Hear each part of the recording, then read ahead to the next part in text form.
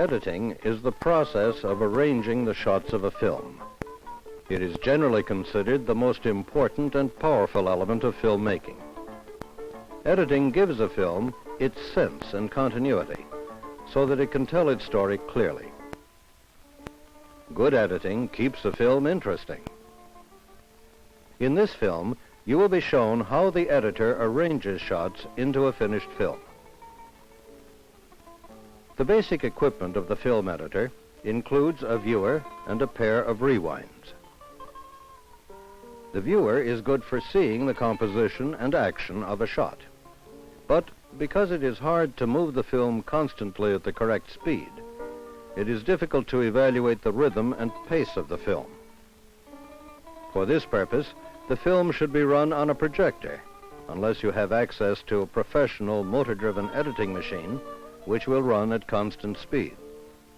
Splicing is the basic mechanical task of film editing. Since splices must be strong and accurate, a good splicer and skill in its use are very important to the film editor. The film synchronizer has two basic purposes. It has a footage counter for measuring, and the front sprocket wheel is marked to show the 40 frames in each foot of 16mm film. One revolution of the synchronizer spindle equals 1 foot of film or 40 16mm frames. The synchronizer is also used to move 2 or more pieces of film and/or soundtrack together, frame by frame. Editing is usually done with a work print, an inexpensive print made from the original film, which was shot in the camera. A work print is used to prevent damage to the original film by scratches, finger marks, or other accidents.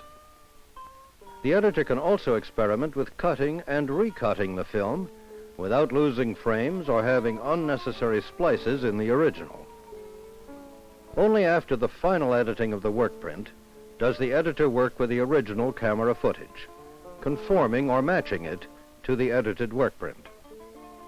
Most often in working with 16mm film, the original picture is edited into 2 rolls called A and B. Individual shots in a sequence are alternated between the 2 rolls and are separated from each other by black leader. When prints or negatives are then made from these A and B rolls, the splices will be invisible. Using A and B rolls also allows editing special effects, such as superimpositions and dissolves. Editing effects can be grouped into 4 major categories: spatial, temporal, point of view, and transitions. The first of these groups, spatial effects, has to do with the composition and movement of the objects in a shot.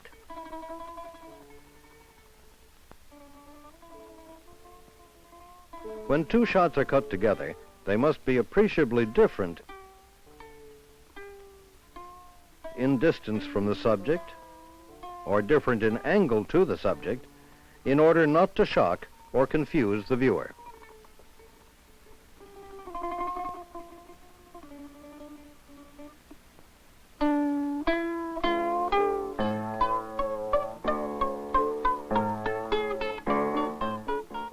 A specific way to cut 2 shots together is the match cut. The match cut is almost always made on an action or movement that is identical in both shots.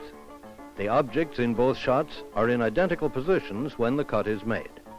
This gives the cut a flowing forward effect not found in a normal cut.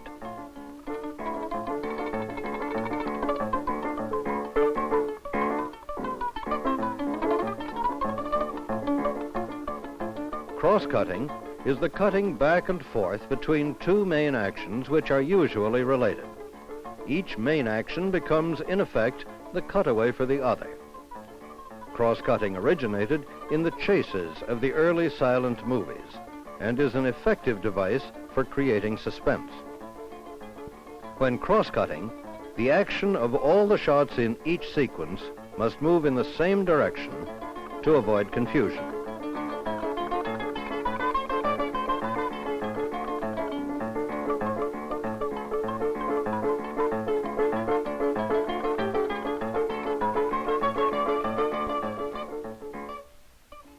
The term cutaway refers to a shot that is not a part of, but is still related to, action. The editor will cut away from the main action to a related shot to cover a lapse in continuity, to contract the time an action really takes on screen, or to show a character's reaction to the main action. This kind of cutaway is sometimes called a reaction shot. Another kind of editing deals with the temporal effects which relate to pace or rhythm of the cutting. The pace of editing is determined by the length of the shots used.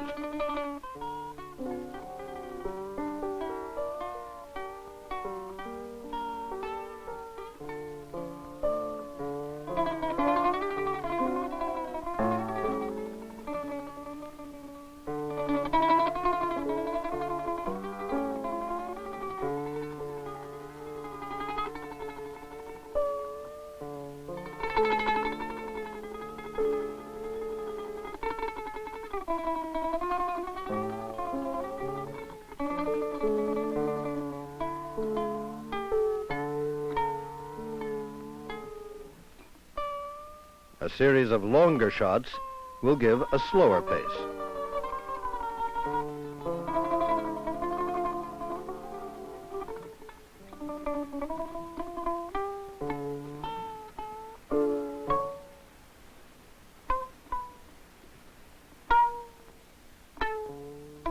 A series of short shots will give a fast pace.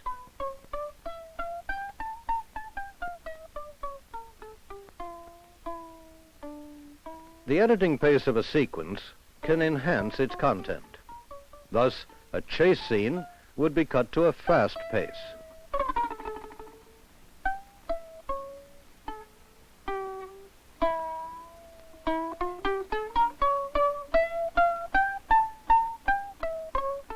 A peaceful scene to a slow pace.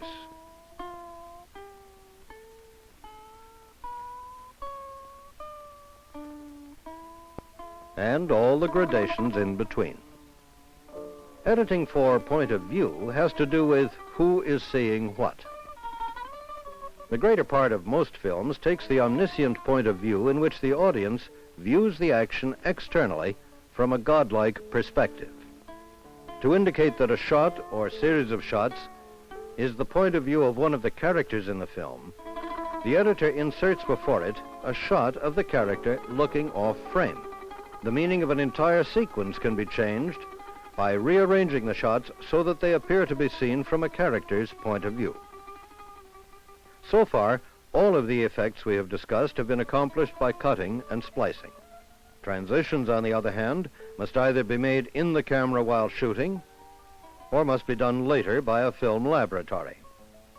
In traditional filmmaking, the fade-in